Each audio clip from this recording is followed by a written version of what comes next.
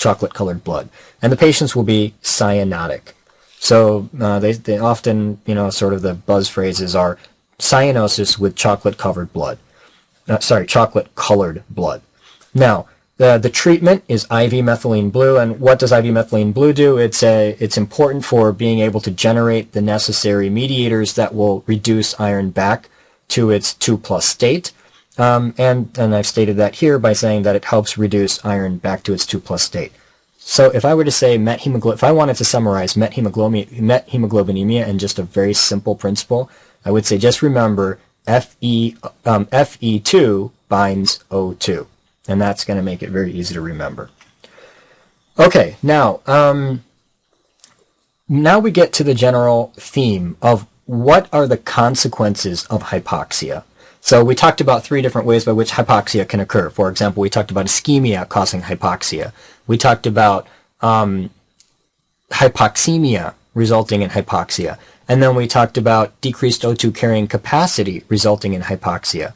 So when we have hypoxia or low oxygen delivery to the tissues, what's the consequence? That's sort of the next discussion. And the key consequence is that it impairs oxidative phosphorylation. I've already told you prior, and we can repeat this here, oxygen is necessary as the final electron acceptor in the electron transport chain. And low oxygen will result in low ability to generate ATP, and low ability to generate ATP will result in cell injury because ATP is a necessary energy source for cells. So the key principle here is that hypoxia impairs oxidative phosphorylation, which decreases ATP. Now, what's the problem with having a low ATP, and why does that cause cellular injury? It's particularly when it's severe. Well, the idea here is that ATP is necessary for key cellular functions, and perhaps the most important and highest yield would be the notion that ATP is necessary for the sodium-potassium pump. Now, let's go back and remind ourselves that cells have a sodium-potassium pump, and the goal of that pump is to push sodium outside of the cell. If the pump fails, in particular here, due to a lack of ATP, then sodium will build up within the cell. And if sodium builds up within the cell, guess who's going to follow? Yes, water. Water will follow, and when water follows, the cell will actually swell. And the swelling of the cell can result in is a sign of damage to the cell. So this is one important function that gets disrupted, and I would say it's one of the very important functions, as you'll see in a moment when we discuss the next slide. The second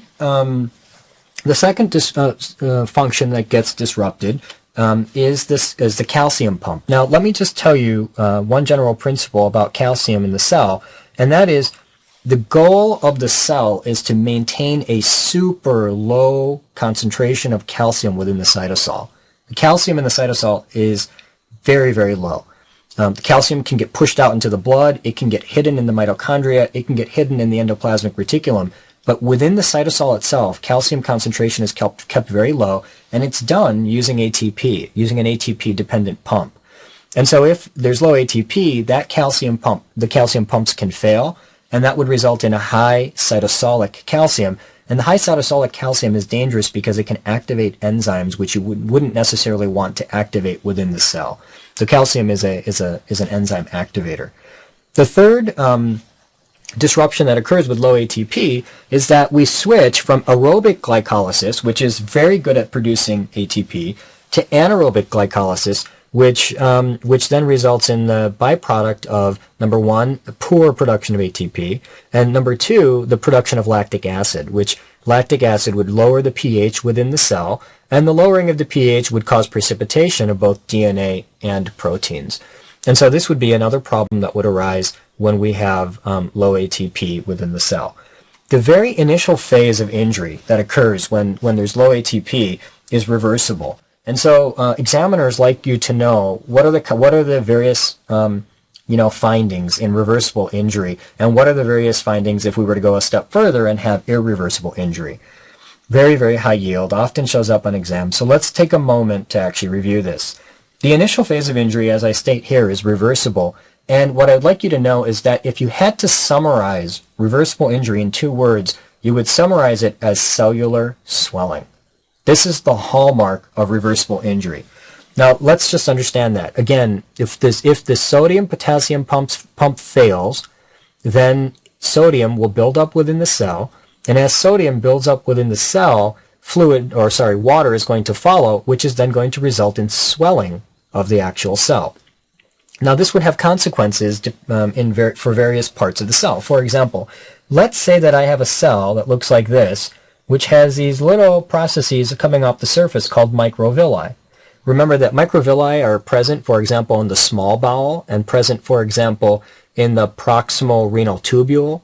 And the purpose of these microvilli is to increase the surface area of the cell so that you could better absorb products. For example, in the proximal renal tubule, you want to absorb the things that you want to bring back into the blood from the filtrate of the glomerulus. In the small bowel, you want to be able to absorb all of the food that's being digested along the brush border or the edge of the cells of the enterocytes of the small bowel. So the idea here, again, is that normally some cells in the body have microvilli.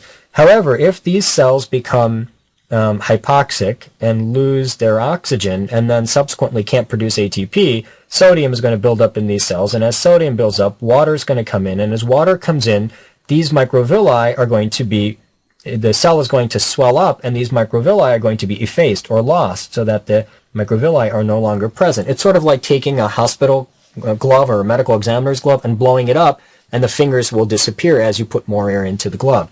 So as you put more water into the cell, these fingers on the surface of the cell are going to disappear. So that's why one of the hallmarks of reversible injury is loss of microvilli. So most textbooks will tell you, and examinations will ask you, about the loss of microvilli. Another important feature of reversible injury, it again goes back to cellular swelling, is membrane blebbing.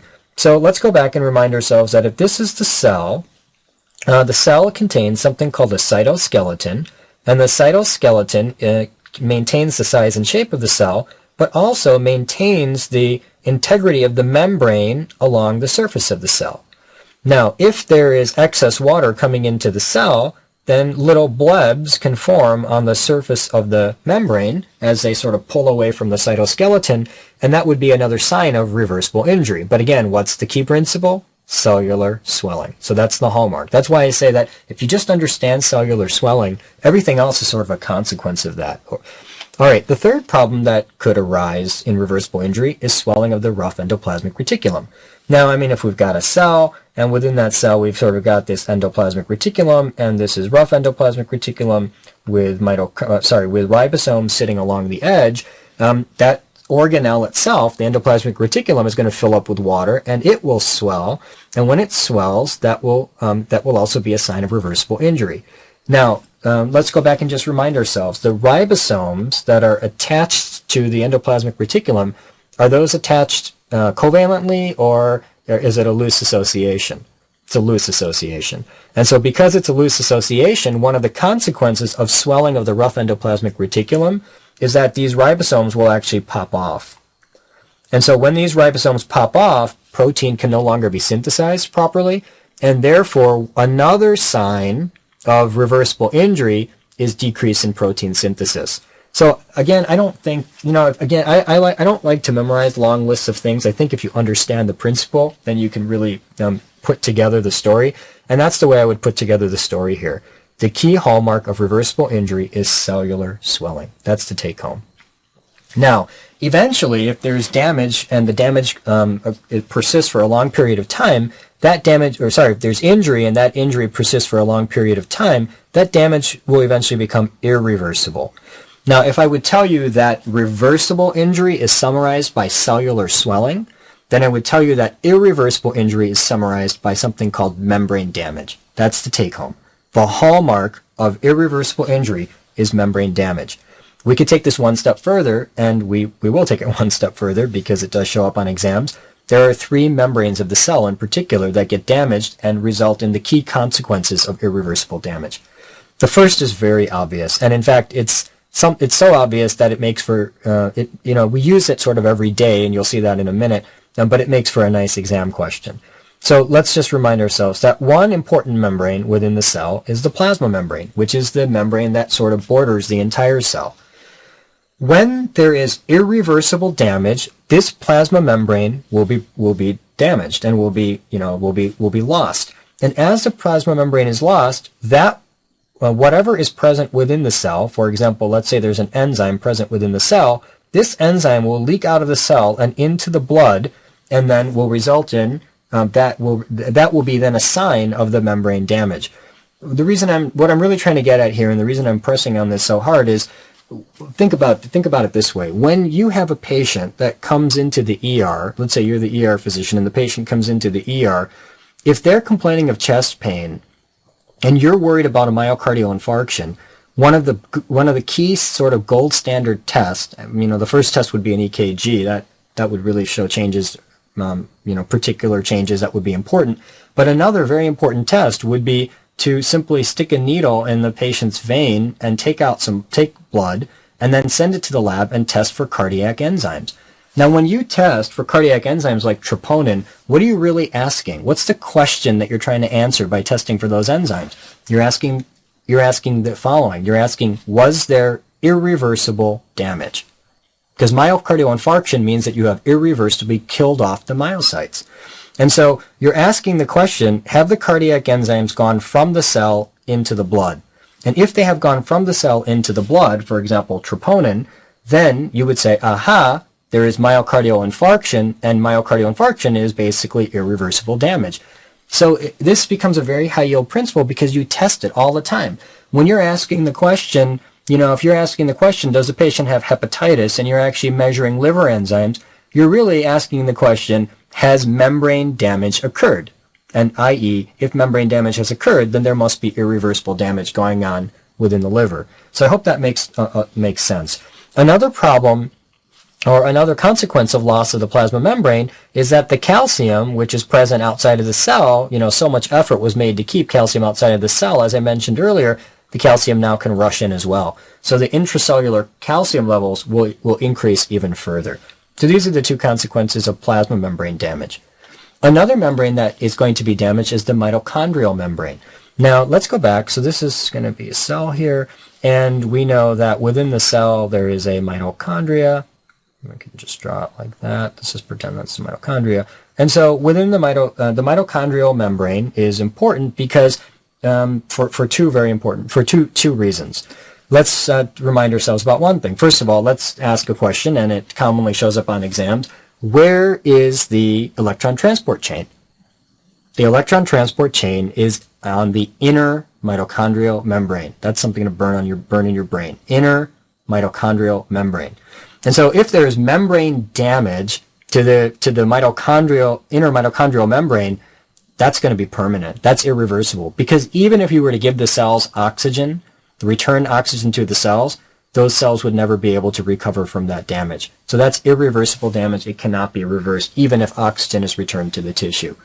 So that's one consequence of damaging the mitochondrial membrane. Another high-yield consequence of damaging the mitochondrial membrane is that within the mitochondria, there is a very important molecule called cytochrome C. So cytochrome C. Now, cytochrome C is present within the mitochondria and is actually kept it's carefully guarded. Why don't we put it that way? If cytochrome C leaks out of the mitochondria and comes into the cytoplasm, it has the ability to activate apoptosis. And apoptosis is a mechanism of cell death. So another consequence of damaging of the mitochondrial membrane is that cytochrome C can now leak out from the mitochondria into the cytosol. And when it leaks out into the cytosol, it will activate apoptosis, causing cell death. So that's another consequence of mitochondrial damage. A third type of membrane that is damaged is the lysosome. Now let's go back and remind ourselves that if this is a cell, one of the organelles within the cell is a lysosome. The lysosome is sort of the recycling factory of the cell. It contains lytic enzymes that have the ability to trash molecules into their basic building blocks. Now imagine if the enzymes present within the lysosome actually leak out into the cytosol, those enzymes are going to start trashing the cell itself. It's going to basically digest the cell. So that would be one problem. And that's only further added to by the fact that, that calcium has already come into the cell, and calcium is an enzyme activator. So the presence of calcium and lysosomal enzymes within the cytosol becomes a very, very dangerous circumstance, which obviously would be another consequence of irreversible damage. So again, these are the high yields, and I don't memorize these things. I'm really actually just sitting here talking off the top of my head. I don't have any notes in front of me, and the reason I can talk off the top of my head is because it makes sense. If you just remember membrane damage being the source, being the key hallmark of irreversible injury. Okay,